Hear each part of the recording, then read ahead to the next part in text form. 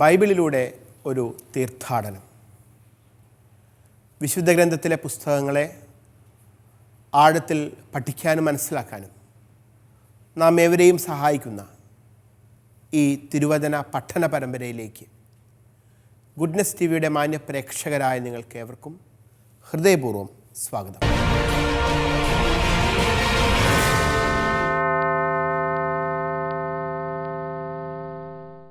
വിശുദ്ധ ഗ്രന്ഥത്തിലെ ചരിത്ര പുസ്തകങ്ങളിൽ വളരെ പ്രധാനപ്പെട്ട ഒന്ന്,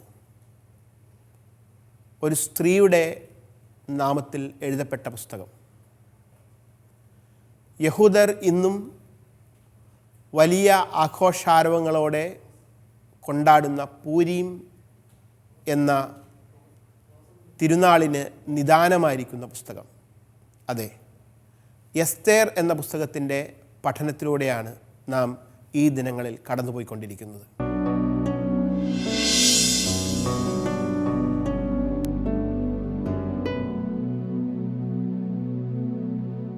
എസ്തേർ എന്ന പുസ്തകത്തിൻ്റെ ആദ്യ ഭാഗങ്ങൾ നമ്മൾ കണ്ടു കഴിഞ്ഞു. എസ്തേർ എന്ന പുസ്തകത്തിൻ്റെ 1-ാം അധ്യായമാണ് കഴിഞ്ഞ ക്ലാസ്സിൽ നമ്മൾ വായിച്ച് വ്യാഖ്യാനിച്ച് തീർത്തത്. 1-ാം അധ്യായത്തിൻ്റെ അവസാനത്തിൽ നമ്മൾ കണ്ടു, അഹസ്വേരൂസ് രാജാവിൻ്റെ രാജ്ഞി പദത്തിലുണ്ടായിരുന്ന വഷ്തി എന്ന രാജ്ഞി പദത്തിൽ നിന്ന് നിഷ്കാസിതയാകുന്നു. രാജ്ഞിയെ നിഷ്കാസിതയാക്കിക്കൊണ്ട് പുറപ്പെടുവിക്കപ്പെട്ട രാജശാസനം മഹത്തായ ബൃഹത്തായ പേർഷ്യൻ സാമ്രാജ്യത്തിൻ്റെ എല്ലാ ഭാഗങ്ങളിലേക്കും വിവിധ ഭാഷകളിൽ ഭാഷാന്തരം ചെയ്യപ്പെട്ട് കൊടുത്തയക്കപ്പെട്ടു. അവിടങ്ങളിൽ അവ വായിച്ചു. ഇനി ഒരിക്കലും തിരിച്ച് എടുക്കാൻ സാധിക്കാത്ത വിധം പേർഷ്യൻ രാജാവിൻ്റെ രാജകൽപ്പന വഷ്തി രാജ്ഞിയെ രാജ്ഞിപദത്തിൽ നിന്ന് പുറത്താക്കിക്കൊണ്ടുള്ളത് രാജ്യമെങ്ങും പ്രചരിക്കപ്പെട്ടു. തുടർന്ന് എന്താണ് സംഭവിക്കുന്നത് എന്ന കാര്യമാണ് 2-ാമത്തെ അധ്യായത്തിലേക്ക് പ്രവേശിക്കുമ്പോൾ നമ്മൾ കാണുന്നത്. വഷ്തി രാജ്ഞി പേർഷ്യൻ രാജാവായ അഹസ്വേരൂസിൻ്റെ രാജ്ഞി പദത്തിൽ നിന്ന് പുറത്താക്കപ്പെട്ടതിന് ശേഷം രാജാവ് ഒരു വലിയ ഒറ്റപ്പെടൽ മനസ്സിൽ അനുഭവിക്കുന്നു. ഒരു രാജ്ഞിക്ക് വേണ്ടിയുള്ള മോഹം അദ്ദേഹത്തിൻ്റെ മനസ്സിലുണ്ടാകുന്നു. വഷ്തി രാജ്ഞിയെ പെട്ടെന്നൊരു കോപത്തിൻ്റെ സമയത്ത് പുറത്താക്കിയതിനെക്കുറിച്ച് രാജാവ് പരിതപിക്കുന്നു. ഈ സമയം രാജാവിൻ്റെ സേവകന്മാർ ഇടപെടുകയും ഒരു സൗന്ദര്യ മത്സരം നടത്തി പേർഷ്യൻ സാമ്രാജ്യത്തിലെ സുന്ദരികളായ യുവകന്യകമാരെ രാജകൊട്ടാരത്തിലേക്ക് കൊണ്ടുവന്ന് ഒരു സൗന്ദര്യ മത്സരത്തിൻ്റെ ഒടുവിൽ രാജാവിന് ഏറ്റവും പ്രിയങ്കരിയായ ഒരു സ്ത്രീയെ, ഒരു കന്യകയെ പുതിയ രാജ്ഞിയായി അവരോധിക്കാനുള്ള ശ്രമം നടക്കുന്നതാണ് ഈ 2-ാമത്തെ അധ്യായത്തിൽ നമ്മൾ കാണുന്നത്. അങ്ങനെ ദൈവികമായ ഇടപെടൽ നിമിത്തം ഹദാസെ എന്ന് പേരുണ്ടായിരുന്ന, പിന്നീട് എസ്തേർ എന്ന് പേരുകാരിയായിത്തീരുന്ന യഹൂദ വനിത പേർഷ്യൻ രാജ്യത്തിലെ രാജ്ഞി പദത്തിലേക്ക് അത്ഭുതകരവും അവിശ്വസനീയമായ വിധത്തിൽ എപ്രകാരമാണ് ഉയർത്തപ്പെടുന്നത് എന്ന കഥയാണ് നമ്മൾ ഈ 2-ാം അധ്യായത്തിൽ കാണാൻ പോകുന്നത്. 2-ാം അധ്യായത്തിൻ്റെ ഘടന നമുക്കൊന്ന് പരിശോധിക്കാം. 2-ാം അധ്യായത്തിൻ്റെ 1 മുതൽ 4 വരെയുള്ള തിരുവചനങ്ങളിൽ പുതിയ രാജ്ഞിയെ കണ്ടെത്താനുള്ള ശ്രമങ്ങൾ ആരംഭിക്കുന്നതിനെക്കുറിച്ച് പറയുന്നു. 2-ാം അധ്യായത്തിൻ്റെ 5 മുതൽ 7 വരെയുള്ള തിരുവചന ഭാഗത്ത് മൊർദെഖായി എന്ന വ്യക്തിയും എസ്തേറും തമ്മിലുള്ള ബന്ധത്തെക്കുറിച്ച് കൂടുതൽ വിശദീകരിച്ച് പറയുന്നു. 2-ാം അധ്യായത്തിൻ്റെ 8 മുതൽ 11 വരെയുള്ള തിരുവചന ഭാഗങ്ങളിൽ എസ്തേർ രാജകൊട്ടാരത്തിലേക്ക് ആനയിക്കപ്പെടുന്ന സംഭവം വിവരിക്കുന്നു. 2-ാം അധ്യായത്തിൻ്റെ 12 മുതൽ 18 വരെയുള്ള തിരുവചനങ്ങളിൽ എസ്തേർ എപ്രകാരമാണ് പേർഷ്യൻ സാമ്രാജ്യത്തിൻ്റെ രാജ്ഞിയായി വാഴിക്കപ്പെടുന്നത് എന്ന് നമ്മൾ വായിക്കുന്നു. ഏറ്റവും ഒടുവിൽ 2-ാം അധ്യായത്തിൻ്റെ 19 മുതൽ 23 വരെയുള്ള വചനഭാഗത്ത് അഹസ്വേരൂസ് രാജാവിനെ വധിക്കാൻ വേണ്ടി നടന്ന ഒരു ഗൂഢാലോചനയെക്കുറിച്ച് ഉള്ള വിവരണവും നമുക്ക് കാണാം. ഇതിൽ ആദ്യത്തെ ഭാഗം എസ്തേർ പുതിയ രാജ്ഞിയെ കണ്ടെത്താനായിട്ടുള്ള ശ്രമങ്ങൾ പേർഷ്യൻ സാമ്രാജ്യത്തിൽ നടക്കുന്നതിനെ സംബന്ധിച്ചാണ്. നമുക്ക് ആ വചനഭാഗം ഒന്ന് വായിക്കാം. ഈ സമയം സാധിക്കുമെങ്കിൽ നിങ്ങളെല്ലാവരും വിശുദ്ധ ഗ്രന്ഥമൊന്ന് കയ്യിലെടുക്കുക. എസ്തേറിൻ്റെ പുസ്തകം 2-ാം അധ്യായം 1 മുതൽ 4 വരെയുള്ള തിരുവചനങ്ങൾ നമുക്ക് ഈ സമയം ഒന്ന് ഒരുമിച്ച് വായിക്കാം. കോപം ശമിച്ചപ്പോൾ അഹസ്വേരുസ് രാജാവ് വഷ്തിയെയും അവളുടെ പ്രവൃത്തിയെയും അവൾക്കെതിരെ പുറപ്പെടുവിച്ച കൽപ്പനയെയും ഓർത്തു. രാജാവിനെ സേവിച്ചിരുന്ന ഭൃത്യന്മാർ പറഞ്ഞു, സൗന്ദര്യമുള്ള യുവകന്യകമാരെ രാജാവിന് വേണ്ടി അന്വേഷിക്കട്ടെ. രാജ്യത്തെ സകല പ്രവിശ്യകളിലും രാജാവ് സേവകന്മാരെ നിയമിച്ചാലും അവർ സ്ത്രീകളുടെ ചുമതല വഹിക്കുന്നവനും രാജാവിൻ്റെ ഷണ്ഡനുമായ ഹെഗായിയുടെ നേതൃത്വത്തിൽ തലസ്ഥാനമായ സൂസായിലെ അന്തഃപുരത്തിൽ സൗന്ദര്യമുള്ള സകല യുവകന്യകമാരെയും കൊണ്ടുവരട്ടെ. അവർക്ക് വേണ്ട ലേപന വസ്തുക്കളും കൊടുക്കട്ടെ. രാജാവിന് ഇഷ്ടപ്പെടുന്ന കന്യക വഷ്തിക്ക് പകരം രാജ്ഞിയാകട്ടെ. ഇത് രാജാവിന് ഇഷ്ടപ്പെട്ടു. അവൻ അങ്ങനെ ചെയ്തു.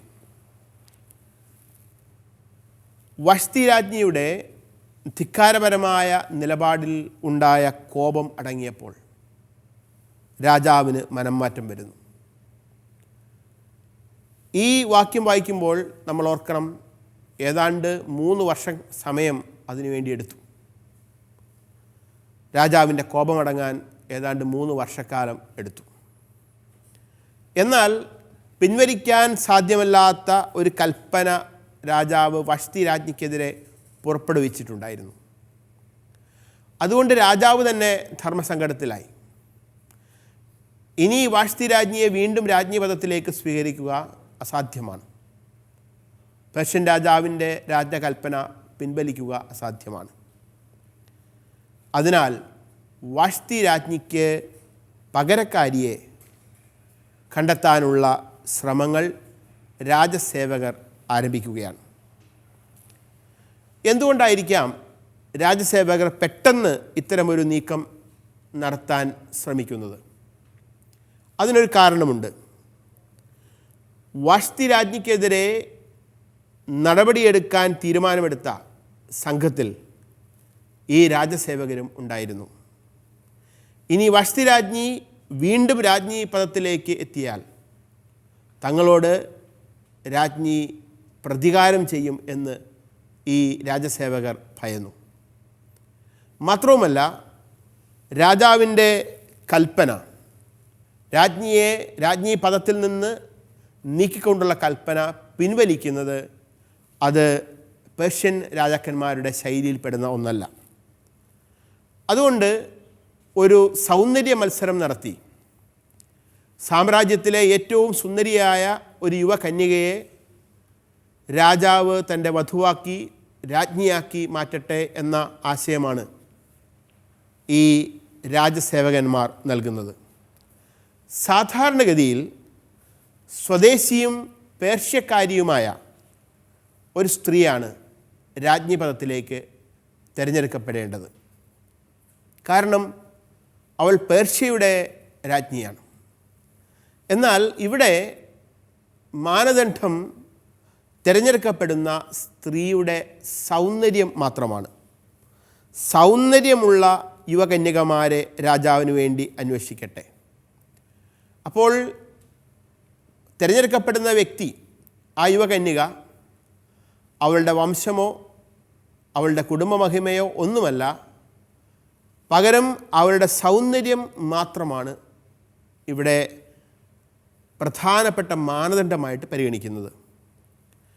അതായത് നാട്ടിലെ ഏറ്റവും സുന്ദരിയായവളെ രാജാവ് ഭാര്യയാക്കണം എന്ന ഉപദേശമാണ് രാജസേവകർ രാജാവിന് നൽകുന്നത്.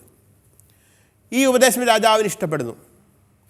അതിനുവേണ്ടി സാമ്രാജ്യത്തിൻ്റെ വിവിധ ഇടങ്ങളിലെല്ലാം പോയി ഏറ്റവും സുന്ദരിമാരായ യുവകന്യകമാരെ കണ്ടെത്താനുള്ള ശ്രമം ആരംഭിക്കുന്നു. രാജാവിൻ്റെ ഭൃത്യനും ഷണ്ഡനുമായ വ്യക്തി അതിനുവേണ്ടി നിയോഗിക്കപ്പെടുകയുമാണ്. അടുത്തതായി 2-ാം അധ്യായത്തിൻ്റെ 5 മുതൽ 7 വരെയുള്ള തിരുവചന ഭാഗത്ത് മൊർദെഖായും എസ്തേറും അവർ തമ്മിലുള്ള ബന്ധത്തെക്കുറിച്ച് സൂചിപ്പിക്കുന്ന ഒരു ചെറിയ വചനഭാഗമാണ് നമ്മൾ കാണുന്നത്. നമുക്കതൊന്ന് വായിച്ചതിന് ശേഷം വ്യാഖ്യാനിക്കാം. 2-ാം അധ്യായത്തിൻ്റെ 5 മുതൽ 7 വരെയുള്ള തിരുവചനങ്ങൾ.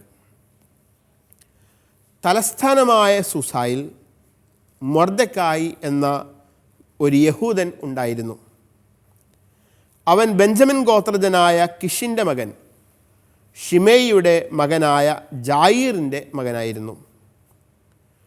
ബാബിലോൺ രാജാവായ നെബുക്കദ്നെസർ യൂദാ രാജാവായ യക്കോണിയായോടൊപ്പം ജെറുസലേമിൽ നിന്ന് തടവുകാരായി കൊണ്ടുപോയവരുടെ കൂട്ടത്തിൽ അവനും ഉണ്ടായിരുന്നു. അവൻ തൻ്റെ പിതൃസഹോദരൻ്റെ മകളായ ഹദാസായെ എസ്തേറിനെ വളർത്തിയിരുന്നു. അവൾക്ക് അപ്പനും അമ്മയും ഇല്ലായിരുന്നു. ആ യുവതി രൂപവതിയും സുമുഖിയുമായിരുന്നു. മാതാപിതാക്കൾ മരിച്ച അവളെ മൊർദെഖായി സ്വന്തം മകളായി സ്വീകരിച്ചു. തലസ്ഥാന നഗരമായ സൂസായിൽ മൊർദെഖായി എന്ന ഒരു വ്യക്തി ജീവിച്ചിരുന്നു. അയാൾ യഹൂദനായിരുന്നു. ഒരുപക്ഷെ നമ്മൾക്ക് ഒരു സംശയം തോന്നാം, എന്തുകൊണ്ടാണ് പേർഷ്യൻ സാമ്രാജ്യത്തിൻ്റെ തലസ്ഥാന നഗരിയിൽ യഹൂദർ വസിക്കുന്നത്? ഇത് മനസ്സിലാക്കണമെങ്കിൽ നമ്മൾ ചരിത്രത്തിൽ കുറച്ചുകൂടി പിറകോട്ട് പോകണം. BC 587-86 കാലയളവിലാണ് യഹൂദർ ബാബിലോൺ രാജാവായിരുന്ന നെബുക്കദ്നെസറിൻ്റെ നേതൃത്വത്തിൽ ബാബിലോണിലേക്ക് നാട് കടത്തപ്പെട്ടത്. ഇപ്രകാരം നാട് കടത്തപ്പെട്ട യഹൂദർ അക്കാലത്തെ മഹത്തായ ബാബിലോൺ സാമ്രാജ്യത്തിൻ്റെ വിവിധയിടങ്ങളിൽ താമസമുറപ്പിക്കുകയും ചെയ്തു. അതിനുശേഷം 539-38 കാലയളവിൽ മേദിയ പേർഷ്യൻ സാമ്രാജ്യം ബാബിലോൺ സാമ്രാജ്യത്തെ യുദ്ധത്തിൽ തോൽപ്പിച്ചുകൊണ്ട് ഈ ഭാഗത്തെ ഭരണം പിടിച്ചെടുത്തു. അങ്ങനെ ഭരണം പിടിച്ചെടുത്തതിന് ശേഷം അക്കാലത്തെ പേർഷ്യൻ രാജാവായിരുന്ന സൈറസ് യഹൂദർക്ക് ഒരു സഹായം ചെയ്തു കൊടുക്കുകയാണ്. ഒരു വിളംബരം പുറപ്പെടുവിച്ചുകൊണ്ട് സൈറസ് രാജാവ് താൽപ്പര്യമുള്ള യഹൂദരോട് പേർഷ്യൻ സാമ്രാജ്യത്തിലെ അവരുടെ വാസം അവസാനിപ്പിച്ച് സ്വതന്ത്രരായി അവരുടെ സ്വന്തം നാടായ ജെറുസലേമിലേക്ക്, യൂദയായിലേക്ക് തിരികെ പോയിക്കൊള്ളാനും, അങ്ങനെ തിരികെ പോയി അവിടെ തങ്ങളുടെ നഗരവും തലസ്ഥാന നഗരിയായ ജെറുസലേമും പട്ടണവുമെല്ലാം പുനരുദ്ധരിക്കുവാനുമുള്ള സഹകരണങ്ങളും സ്വാതന്ത്ര്യവും അനുവാദവും നൽകി. ഏതാണ്ട് 3 സമയങ്ങളിലായി കുറേയധികം യഹൂദർ പേർഷ്യൻ സാമ്രാജ്യത്തിലെ തങ്ങളുടെ താമസം ഉപേക്ഷിച്ച് ജെറുസലേമിലേക്ക്, യൂദയായിലേക്ക് തിരികെ വന്നു. അതിൽ ആദ്യത്തെ ഗ്രൂപ്പ് വരുന്നത് ദാവീദ് വംശജനായ സെറുബ്ബാബേൽ എന്ന വ്യക്തിയുടെയും സാദോക്ക് വംശജനായ യശുവ എന്ന പുരോഹിതൻ്റെയും നേതൃത്വത്തിലാണ്. അവരുടെ കൂടെ കുറച്ചധികം ആളുകൾ വന്നു. അതിനുശേഷം പിന്നീട് കുറച്ചു കാലത്തിന് ശേഷം രണ്ടാമത്തെ ഒരു വിഭാഗം ആളുകൾ കടന്നു വരുന്നത് യസ്ര എന്ന പുരോഹിതൻ്റെ നേതൃത്വത്തിലാണ്. കൂടുതലും ലേവായരാണ് ഇക്കാലത്ത് രണ്ടാമതായി കടന്നു വരുന്നത് ജെറുസലേമിലേക്ക്. മൂന്നാമതായി പേർഷ്യൻ സാമ്രാജ്യത്തെ വിട്ട് ജെറുസലേമിലേക്ക് തിരിച്ചു വരുന്നത് ഹഗ്ഗായി പ്രവാചകൻ്റെയൊക്കെ കാലഘട്ടത്തിന് ശേഷം നെഹമിയ എന്ന ഒരു ഭരണകർത്താവിൻ്റെ നേതൃത്വത്തിലാണ്. അതായത് സെറുബ്ബാബേൽ എന്ന ദാവീദ് വംശൻ്റെ നേതൃത്വത്തിലും പിന്നീട് 2 ഘട്ടങ്ങളായും എസ്ര, നെഹമ്യ എന്നിവരുടെ കാലങ്ങളിൽ കുറേയധികം യഹൂദർ പേർഷ്യ വിട്ട് യൂദയായിലേക്ക്, ജെറുസലേമിലേക്ക് തിരിച്ചു വന്നു. പക്ഷേ എല്ലാ യഹൂദരും തിരിച്ചു വന്നില്ല. അതിന് കാരണമുണ്ടായിരുന്നു. ഇതിനകം 70 വർഷങ്ങളിലധികം പേർഷ്യൻ സാമ്രാജ്യത്തിൽ താമസിച്ച് അവിടെ കൃഷി ചെയ്ത് അവിടെ വ്യാപാരം നടത്തി യഹൂദർ അവിടെ വലിയ സമ്പന്നരായി മാറിയിരുന്നു. പലരും രാജകീയ കൊട്ടാരത്തിൽ തന്നെ വലിയ സ്ഥാനമാനങ്ങൾ അലങ്കരിച്ചവരുണ്ടായിരുന്നു. അത്തരത്തിൽ ഉള്ള ആളുകൾ തങ്ങളുടെ അധ്വാനത്തിൻ്റെ ഫലമായി സംഭരിച്ചതെല്ലാം പേർഷ്യയിൽ ഉപേക്ഷിച്ചിട്ട് തിരിച്ച് യൂദയായിലേക്ക് വരാൻ തയ്യാറായില്ല. അങ്ങനെയുള്ളവർ പേർഷ്യൻ സാമ്രാജ്യത്തിൽ തന്നെ താമസിച്ചു. അങ്ങനെയാണ് പേർഷ്യൻ സാമ്രാജ്യത്തിൻ്റെ നഗരമായ സൂസായിൽ പേർഷ്യൻ ഭരണകാലഘട്ടത്തിലും യഹൂദർ ബാക്കിയാവുന്നത്. അത്തരത്തിലുള്ള ഒരു യഹൂദനായിരുന്നു മൊർദെഖായി. ആ മൊർദെഖായിയുടെ പിതൃവ്യൻ്റെ സഹോദര പുത്രിയായിരുന്നു എസ്തേർ. മൊർദെഖായി ആരായിരുന്നു എന്ന് നാം ഇതിനകം തന്നെ കണ്ടു കഴിഞ്ഞതാണ്. എസെക്കിയേൽ പ്രവാചകൻ ഉൾപ്പെടെ ബാബിലോണിലേക്ക് നാടുകടത്തപ്പെട്ട 2ാം സംഘത്തിലുണ്ടായിരുന്നയാളാണ് മൊർദെഖായി എന്നാണ് ഇവിടെ വചനം പറയുന്നത്. ഞാൻ നേരത്തെ സൂചിപ്പിച്ചതുപോലെ 598-97 BC കാലത്താണ്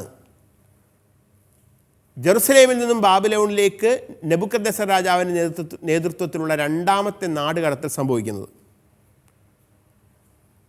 ഇക്കാലത്ത് മൊർദെഖായി ബാബിലോണിലേക്ക് നാടുകടത്തപ്പെട്ടു എന്നാണ് തിരുവചനം പറയുന്നത്.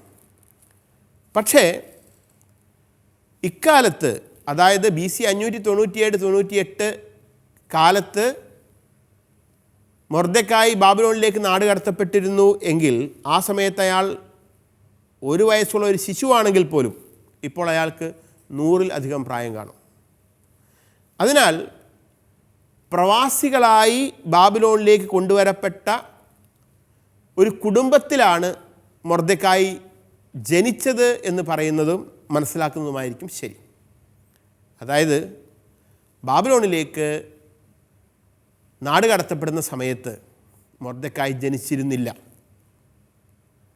പിന്നെ എങ്ങനെയാണ് മൊർദെഖായി ഇക്കാലത്ത് നാട് കടത്തപ്പെട്ടവനാണെന്ന് പറയുന്നത്?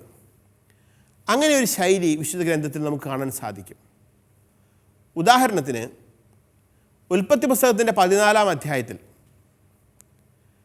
മെൽക്കിസെദെക്കിന് ദശാംശം കൊടുക്കുന്ന അബ്രഹാമിനെ നമ്മൾ കണ്ടെത്തുന്നുണ്ട്. അബ്രാഹം ദശാംശം കൊടുക്കുമ്പോൾ ലേവിയും അബ്രാഹത്തിൻ്റെ മടിയിലിരുന്ന് ദശാംശം കൊടുത്തു എന്ന് ഹെബ്രായരുടെ പുസ്തകത്തിൽ പറയുന്നുണ്ട്. ഹെബ്രായരുടെ പുസ്തകത്തിൻ്റെ 7-ാം അധ്യായം 9-ാം വാക്യം ഇപ്രകാരമാണ്: ദശാംശം വാങ്ങിയിരുന്ന ലേവി പോലും അബ്രാഹത്തിലൂടെ ദശാംശം കൊടുത്തു എന്ന് പറയാവുന്നതാണ്. എന്തെന്നാൽ മെൽക്കിസെദേക്ക് അബ്രാഹത്തെ കണ്ടുമുട്ടുമ്പോൾ ലേവി അബ്രാഹത്തിൻ്റെ അജാത സന്താനമായിരുന്നു. അബ്രാഹത്തിന് ശേഷം ഇസഹാക്ക്, ഇസഹാക്കിനും ശേഷം യാക്കോബ്, യാക്കോബിൻ്റെ 12 മക്കളിൽ ഒരുവനായ ലേവി അബ്രാഹത്തിൻ്റെ മടിയിലിരുന്ന് മെൽക്കിസെദേക്കിന് ദശാംശം കൊടുത്തു എന്നതിലൂടെ സൂചിപ്പിക്കുന്നത് അബ്രാഹത്തിൻ്റെ പരമ്പരയിൽ ആ കുടുംബത്തിൽ ഇയാൾ ജനിച്ചു എന്നുള്ളതാണ്, അതും വർഷങ്ങൾക്ക് ശേഷം. അതുപോലെ തന്നെ ഇവിടെ മൊർദെഖായി ബാബിലോണിലേക്ക് നാട് കടത്തപ്പെട്ടവരുടെ കുടുംബത്തിലുണ്ടായിരുന്നു എന്നതിൽ നിന്നും നമുക്ക് മനസ്സിലാക്കാവുന്നത് വർഷങ്ങൾക്ക് ശേഷം ബാബിലോണിലേക്ക് നാട് കടത്തപ്പെട്ട കുടുംബത്തിൽ ജന്മമെടുത്ത ഒരു വ്യക്തിയായിരുന്നു മൊർദെഖായി എന്നാണ്. അടുത്തതായി മൊർദെഖായി എന്ന ഹീബ്രു നാമമല്ലാത്ത ഒരു നാമം. സാധാരണഗതിയിൽ യഹൂദർക്ക് നാമം, അവരുടെ പേര് ഹീബ്രു നാമങ്ങളായിരിക്കും. എന്നാൽ മൊർദെഖായി എന്ന പേര് മർദൂക്ക് എന്ന ബാബിലോൺ ദേവൻ്റെ പേരിൻ്റെ മറ്റൊരു രൂപമാണ്. മർദൂക്ക്, മെരോദാഹ് എന്നുകൂടി അറിയപ്പെടുന്ന മർദൂഖ് എന്ന ബാബിലോണിലും അസീറിയയിലുമൊക്കെ അറിയപ്പെട്ടിരുന്ന ദൈവത്തിൻ്റെ പേരാണ് മൊർദെഖായി എന്നത്. കാരണം ബാബിലോൺ പ്രവാസകാലത്ത് ജനിക്കുകയും ജീവിക്കുകയൊക്കെ ചെയ്ത വ്യക്തികൾക്ക് ഇത്തരത്തിലുള്ള പേരിൽ മാറ്റം വരുന്നത് നമുക്ക് കാണാൻ സാധിക്കും. കാരണം അവരുടെ യഹൂദ മേൽവിലാസം പോലും മാറുകയും അവരുടെ പേര് മാറുകയും ചെയ്യുന്നത് വിശുദ്ധ ഗ്രന്ഥത്തിൽ നമ്മൾ കാണുന്നുണ്ട്. ഉദാഹരണം പറയാം. Daniel God is my judge, ദൈവമാണ് എൻ്റെ ന്യായാധിപൻ എന്ന് പേരുണ്ടായിരുന്ന യഹൂദനായിരുന്ന ജെറുസലേംകാരനായിരുന്ന ദാനിയേൽ പ്രവാചകൻ ബാബിലോണിലേക്ക് നാട് കടത്തപ്പെട്ടപ്പോൾ അദ്ദേഹത്തിൻ്റെ പേര് ബേൽതെശസ്സാർ എന്നായി മാറി. അദ്ദേഹത്തിൻ്റെ കൂട്ടുകാരായിരുന്ന വ്യക്തികളുടെ അവസ്ഥയും അതുപോലെ തന്നെ. ഹനനിയായുടെ പേരും മിഷേലിൻ്റെ പേരും അസറിയായുടെ പേരുമൊക്കെ ഇത്തരത്തിൽ ബാബിലോൺ പേരുകളായി ഏബദ്നേഗോ, ഷദ്രാഖ് എന്നെല്ലാം രൂപാന്തരപ്പെടുന്നുണ്ട്. ഇത് ഒരു പ്രവാസകാലത്ത് യഹൂദർ അനുഭവിച്ചിരുന്ന അവരുടെ മേൽവിലാസത്തിൽ പോലും പേരിൽ പോലും വന്നിരുന്ന ഒരു മാറ്റമാണ്. അതുപോലെ ഇവിടെ മൊർദെഖായി എന്ന പേര് ഒരു ഹീബ്രു നാമമല്ല, അത് ഒരു ബാബിലോണിയൻ പേർഷ്യൻ നാമമാണ് എന്ന് മനസ്സിലാക്കാം. അടുത്തതായി ഇവിടെ രണ്ടാമത് അവതരിപ്പിക്കുന്ന കഥാപാത്രം അത് എസ്തേറാണ്. എസ്തേർ എന്ന ആ യുവകന്യകയുടെ പേരും സത്യത്തിൽ എസ്തേർ എന്നായിരുന്നില്ല. അവളുടെ യഥാർത്ഥ പേര് ഹദാസ എന്നായിരുന്നു. ഹദാസ എന്ന പേരിൻ്റെ അർത്ഥം ഹീബ്രു ഭാഷയിൽ മിർട്ടിൽ, ഒരു പ്രത്യേകതരം സുഗന്ധ ചെടിയുടെ പേരാണ്. എസ്തേർ എന്ന ബാബിലോണിയൻ രാജകീയ നാമം കിരീടധാരണവേളയിൽ പിന്നീട് അവൾക്ക് ലഭിക്കുന്ന പേരാണ്. എന്താണ് എസ്തേർ എന്ന പേരിൻ്റെ അർത്ഥം?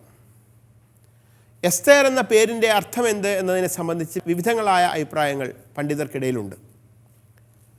നക്ഷത്രം എന്ന അർത്ഥത്തിൽ സ്താറ എന്ന ബാബിലോണിയൻ പദം, ബാബിലോൺ ദേവതയായ ഇഷ്താർ എന്നിവ എസ്തേർ എന്ന പേരിൻ്റെ മൂലരൂപമായി കാണുന്നവരുണ്ട്. ഒരുപക്ഷെ നക്ഷത്രം എന്ന അർത്ഥമുള്ള ബാബിലോണിയൻ പദമായ സ്താറ എന്നതിൽ നിന്നും ആയിരിക്കാം എസ്തേർ എന്ന പദമുണ്ടായത്.